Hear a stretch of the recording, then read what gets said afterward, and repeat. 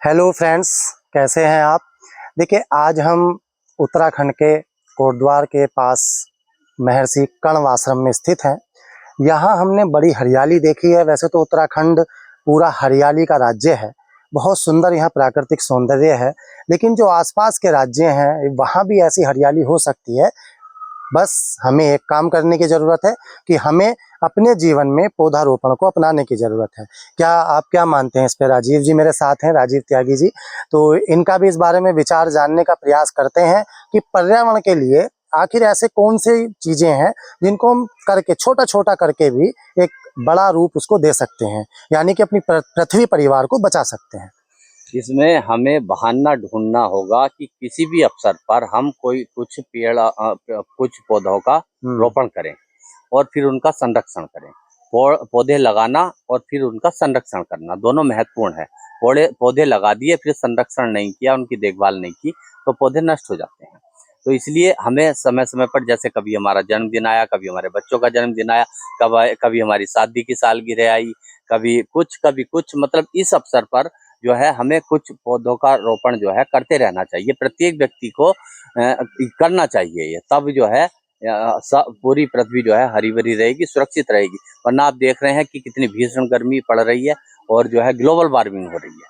हमने आपने सबने युवा चेतना से एक अभियान शुरू किया था कि हम पौधा लगाएंगे और उसे एक नाम देंगे, अपने दादाजी के नाम पर, परदादा के नाम पर, और उसका असर भी लोगों में देखने को मिला है।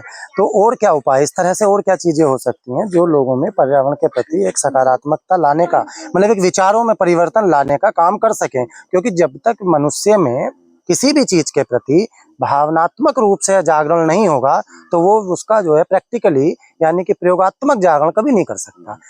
और क्या हो सकता है, छोटी छोटी कुछ चीजें हों? हाँ, इसमें जैसे कि आपने बताया कि हमें किसी पूर्वज के नाम पे जो है उस पौधे का नामकरण कर सकते हैं। या हमने जैसे अभी किया, अपने दादाजी के नाम पे, दादी के नाम पे, नाना के नाम पे, नानी के नाम पे, इस तरह से हमने पौधारोपण किया तो हमारी भावनाएं जुड़ जाती हैं। तो भावनाएं जुड़ के क्या होता है कि हम उसमें उनकी प्रतिमा देखने लगते हैं, तो उससे का हम फिर उनके जल पानी की और खाद पानी की चिंता करने लगते हैं। तो इसी तरह से जो है, जैसे पीपल का वृक्ष है, बट का वृक्ष है, तो इनको हम देवता क्यों मानते हैं? इनको इसीलिए इनको काटते नहीं है। तो ये हमें इस चीज में थोड़ा सा वृक्षों को जो है एक आध्यात्मिकता से, एक धर्म के रूप में भी इस वजह से जोड़ा है हमारे पुरखों ने और हमारे ऋषि मुनियों ने। तो इसी तरह से जो है हम ऐसे करके पेड़ लगाएं, कुछ ऐसे पेड़ लगाएं जिनको जो है धर्म में जो है महत्वपूर्ण स्थान है। पीपल के पेड़ लगाएं, बट के वृक्ष लगाएं, अशोक के पेड़ लगाएं, अर्जुन के पेड़ लगाएं। घरों में गमलों में कौन से पेड़ लगा सकते हैं, क्योंकि लोगों के पास जगह का अभाव है, उसमें आप तुलसी का पौधा लगा सकते हैं। वो कम जगह घेरता है और मतलब एक औषधीय भी उसका उपयोग जो है बहुत अधिक है।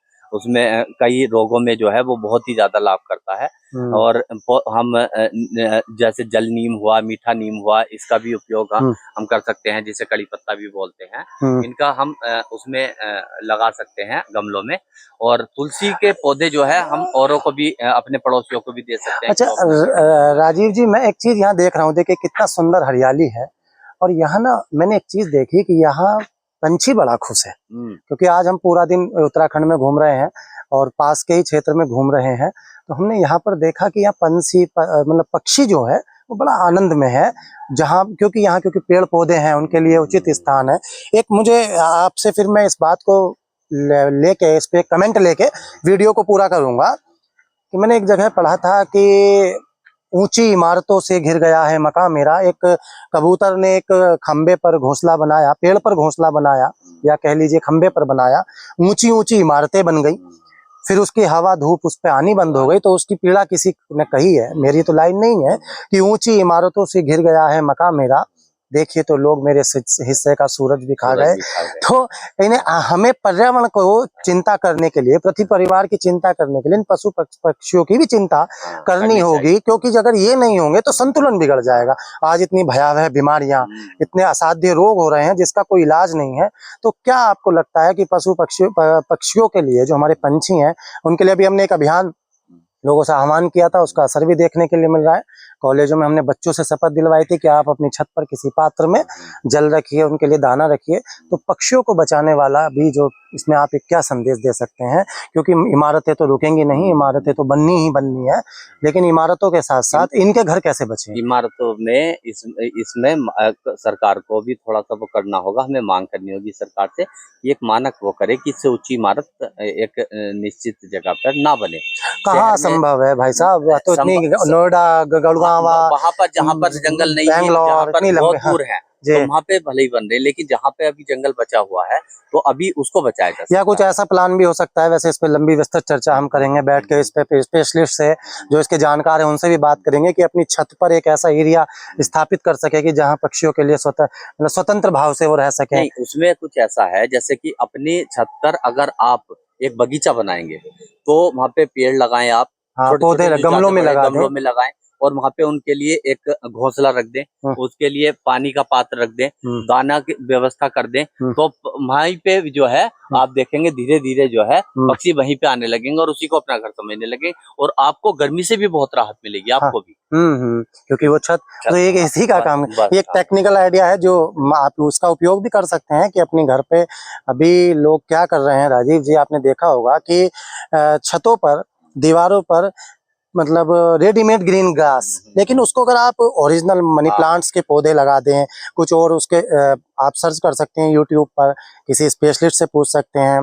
सरकारों के द्वारा भी जिलाधिकारी के कार्यालयों के आसपास भी ऐसे विभाग हैं जो आपको इसके लिए मोटिवेट कर सकते हैं, जो जल संरक्षण के बारे में भी आपको बताते हैं, तो ये भी आप कर सकते हैं। तो जो छत तपती है, कहते हैं ना बड़ी तपन हो रही है, तो शायद उससे भी आप बच सकें, और पंछियों के लिए, पक्षियों के लिए, इनकी भी आप चिंता कर सकें और एक पुण्य का कार्य भी कर सकें।